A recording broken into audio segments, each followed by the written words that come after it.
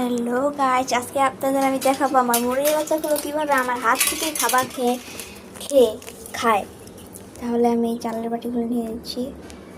এখন এই চালগুলো আমি হাতে নিয়ে নিয়েছি। মুরগির খাবার দেবো। আসো আসো আসো আসো আসো, আমি দেখুন কীভাবে খাচ্ছে।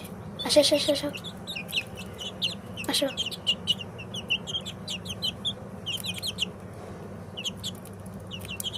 তাহলে ওদের আমি খাবারগুলো দিয়ে দিচ্ছি।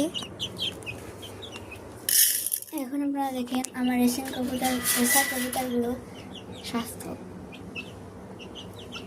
মাদিটা অনেক বড় হয়েছে, নটটা একটু ছোটো, তাও কোনো সমস্যা নেই। পরে এই দেখুন যে আমার নয়াল রেসার কবুতর, যেমন সিঙ্গেল, এটার জন্য জোড়া আনা হয়নি। পরে শুক্রবার গিয়ে লেসপুতি বাজার থেকে এটার জন্য একটি জোড়া নিয়ে আসবো ইনশাল্লাহ।